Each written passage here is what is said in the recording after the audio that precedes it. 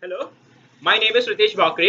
The economic problem that I have chosen to talk about is of crumbling infrastructure. I'll be talking about the problem of both physical and social infrastructure. India has not been able to improve its deteriorating infrastructure in business, education, and healthcare.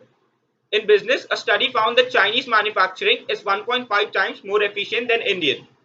In terms of economic freedom, India ranks as the 120th freest economy in the world.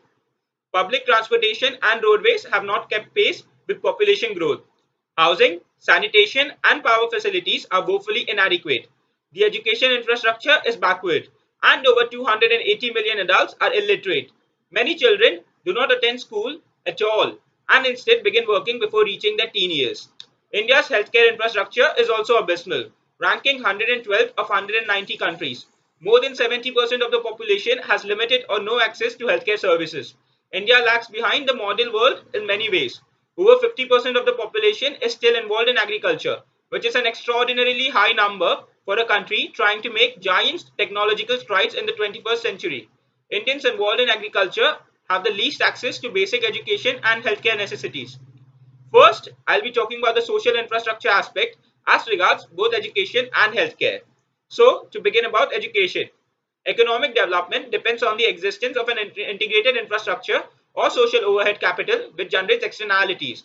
The need to broaden the coverage of elementary education among the poor and to improve its quality, including the targeted goal of universalizing it, means that more funding is needed.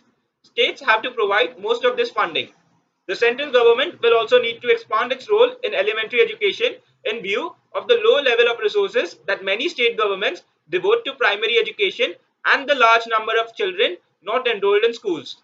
There is also a need to build in states and in districts the capacity to plan and manage education more effectively and the need for research to identify more cost-effective strategies.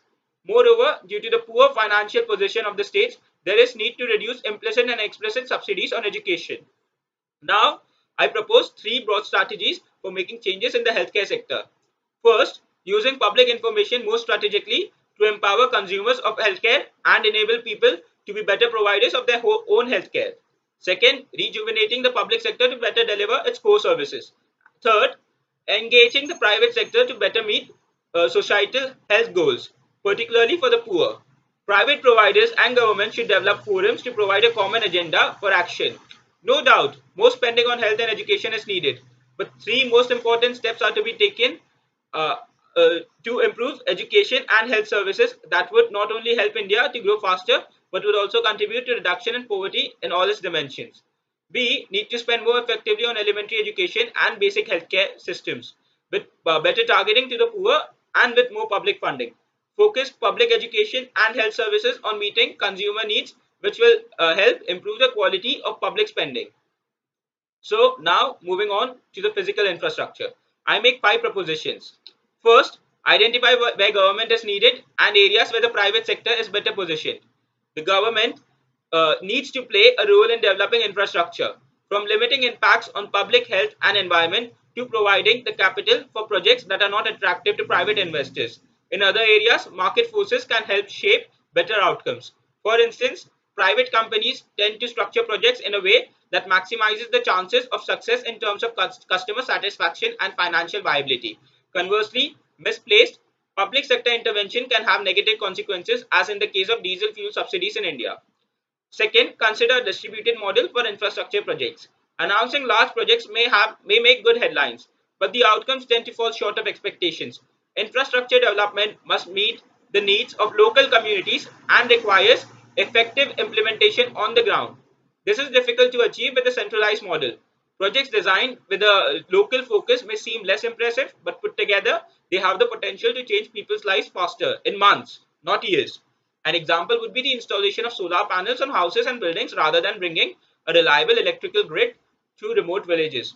Third, go straight to the finish. India is less burdened by legacy infrastructure and has the opportunity to select innovative courses in development. The country can become a fast adopter of new technologies. For example, distributed energy and solar power are on a path to expanding power generation in India. They also reduce the need for a centralized grid and can help the country contribute to the global effort to reduce greenhouse gas emissions. India has the opportunity to benefit from large economies of scale brought about by a massive buildup of solar panel production capacity in recent years. Fourth, focus on getting the project right, not on attracting investment. India's saving rate is high. Infrastructure companies and pension funds are eager to invest in infrastructure.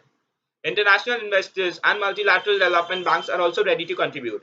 What India is missing is well structured projects and transparency.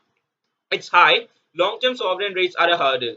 Corruption is a major problem. It cannot be mitigated, it must be eliminated. Anything short of that would be cheating the Indian people from the benefits of economic growth and development. Fifth, make the investment now and reap the benefits in the decades ahead. Many infrastructure projects will require a significant upfront investment but will yield savings over the long term. This is particularly true for renewable energies. India is currently spending giant sums on importing fossil fuels. By leveraging its renewable energy potential, the country could reallocate these financial resources to other areas of the economy. To support the development of renewables, novel payment schemes for investors should be considered, such as payment in kind. Here, solar panels could be exchanged for the diesel or coal that they substitute, priced at market, not subsidized rates. There is no easy fix for India's infrastructure situation. By estimates, $200 billion a year would be needed to tackle the problem. The nation's saving rate is high and could be mobilized to meet that goal.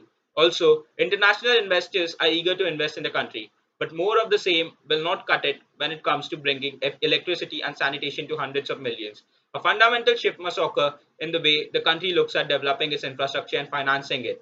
So, where to start? The power sector, sanitation, healthcare, education, these are the sectors where we need to begin with. When to start? Now is as good a time as any. Thank you.